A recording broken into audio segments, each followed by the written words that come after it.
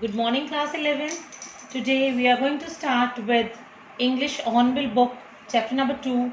We are not afraid to die if we can all be together by Gordon Cook and Ellen East. Let's know something about Gordon Cook. Is a two-time Canadian Olympic sailor. He sails for Royal Canadian Yacht Club. He is the son of Stephen Cook and Linda Cook. Cook is a graduate of engineering physics program at Queen's University. The narrator and his wife plan a voyage around the world just like famous Captain James Cook. Now we are here starting our story, which tells us about, as the title suggests, that it is the story of being together.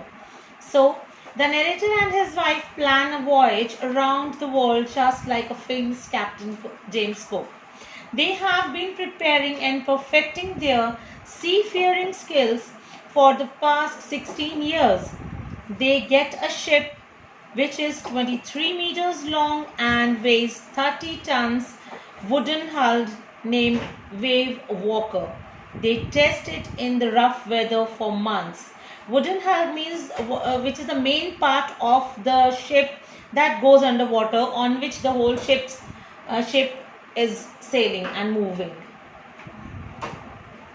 In July 1976, they all start their journey from Plymouth, England.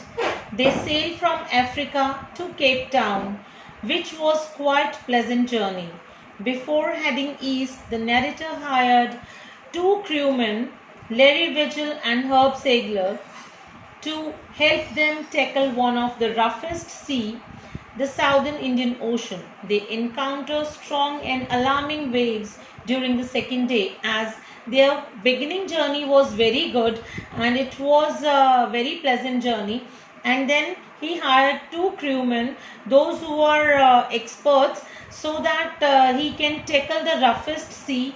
And on the very second day, the weather started becoming worse. By December 25, they all managed to reach 35,000 kilometers east of Cape Town. The family somehow manages to surpass the bad weather and celebrates Christmas together. Surpass means to overcome, to exceed, to come out of that. So they want to celebrate the Christmas together. The weather changes for the worse on January 2, and now the weather is becoming worse. The big waves hit them. They try to slow the ship down by dropping storm jib. Jib is a kind of sail that is on taking care of the direction of the ship. So ship down by dropping storm jib and hit a heavy mooring rope in a loop across the stern, but it doesn't help too much just because of the weather conditions are becoming worst. They carry their life raft drill, attach lifelines, done life jackets and oilskins. So whatever the measures to save their lives to be taken there, they have taken all the measures. So later in the evening, a vertical and huge wave strikes the ship and the narrator is thrown off from the ship. He accepts his approaching death and starts losing consciousness. That means huge, strong waves. As when water gets furious, it's very difficult to come out of it. So the same thing happened with the narrator. He accepts his approaching death. He knew that he is going to die now. When the ship is about to overturn, a huge wave hit again and turns it right back. Means once he was thrown out of the ship, and as the ship is about to overturn, a huge wave hit him again and he turns back to the ship. He suffers injuries in the ribs and mouth. So he got injuries in the ribs. The rib cage was not good, not in a good condition, and also he has injuries in his mouth. He grabs the guard rail and sails into ship's main boom. He instructs his wife Mary. Mary is the wife of the narrator. He has two children, and daughter and a son. The name of the daughter is Sue. He instructs his wife Mary to guard the wheel as he realizes that the ship has water in the lower parts. Obviously, when there was a bad weather and they knew that there was water collected in the lower parts of the ship, his crewmen starts pumping out the water. They started pumping out the water so that the ship can be saved and the lives can be saved. So the narrator goes to the children's cabin and check on them. So he, as being a father, it was his foremost responsibility to check out whether his children are good or not. So he went to his children's cabin to check them. His daughter informed him that she had a bump on her head. So she was also injured. She has got an injury on her head, and there was a bump on her head which was swollen, and which he ignores because his major concern is to save the ship, as they all are on the ship and he wants to save the ship. So the narrator does waterproofing on the gaping holes. Waterproofing for what? Waterproofing to protect water from coming inside the ship.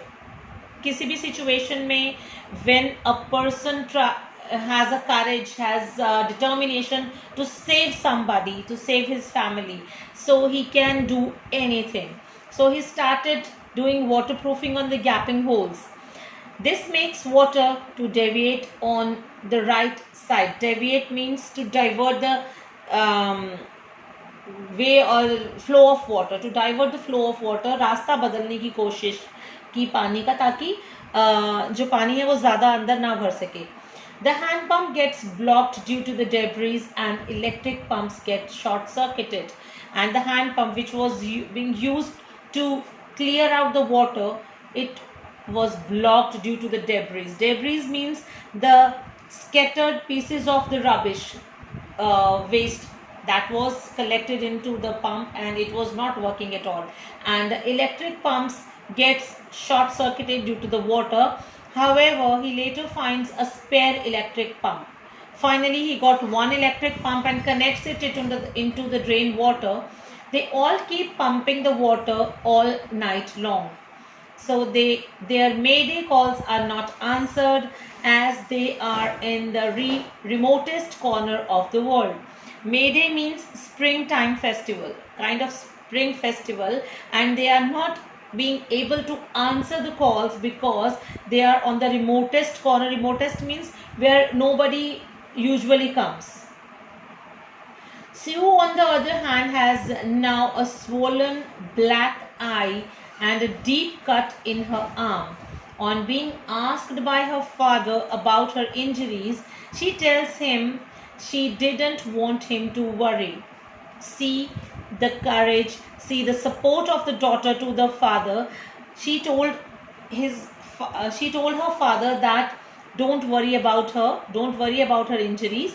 So she supported him like this. She tells him she didn't want him to worry, as she was trying to save them, because the daughter knew this thing, that their father is trying to save them from the approaching death.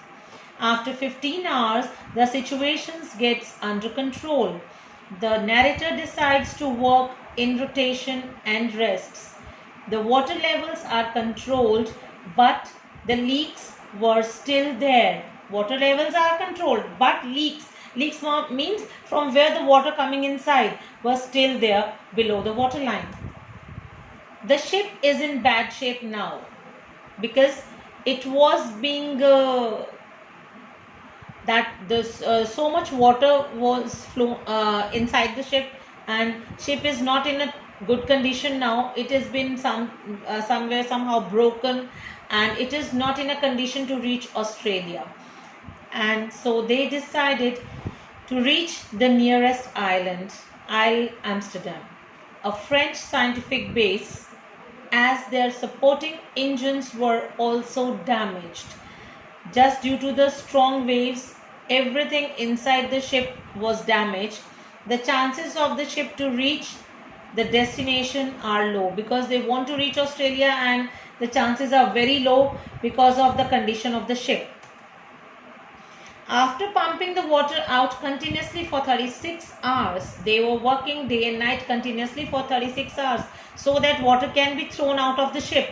They took a sigh of relief. Finally, they took a sigh of relief. Only a few centimeters of water was left to be pumped out the boat. And after 36 hours, they took their first meal also. They hoisted the storm jib as the mainmast was destroyed. The mainmast was destroyed, and they are now putting up some other sail on the ship, and they ate their first meal in 2 days. Some corned beef and crackers were left with them so that they had that meal. The weather soon started changing, and again the black clouds took over by the morning of January 5. And again the weather has to change, and again the black clouds were over there in the sky. And now here is about his son. His son Jonathan told him that he didn't fear death. See the courage of the boy. He told his father that he didn't fear death as long as they were all together. This was an encouraging statement for the narrator, as this filled him with the determination to fight the sea. And he was ready to fight the furious sea just because his small son told him that until and unless we are all together, he is not afraid of dying. The struggle continued, and the narrator tried his best to protect the weakened starboard side. The same evening, the narrator and his wife sat together holding hands, thinking that their end was near. His children continuously supported him, which gave him moral support to keep going. They both were continuously supporting their father because they knew that whatever he was doing to save their lives. The wave walker sailed through the storm and made it. The narrator then calculated their exact position by working on the wind speed. And finally, the narrator calculated the exact position of their ship, and by calculating the wind speed while he was brainstorming, Sue gave him a card she had made expressing her love and gratitude towards the family. He was in a state of mind which was that they both, mother and father, were very worried about that thing, that their end is near now. So his daughter gave him a card expressing her love and gratitude towards the family. Love that she loves her family too much, and gratitude to her father, who was trying his best to save the life. So and immediately after that, he instructed Larry to steer the course to 185 degrees. Here he is instructing the crewman to turn the course to 185 degrees after calculating the wind speed. So thank you, children, for listening patiently, and I would like you to read the chapter yourself, and please send me back the feedback whether you have got the chapter or not, and I will be sending you the question answers tomorrow. Do write in your notebooks, and please stay home, stay safe, and do well. Thank you so much.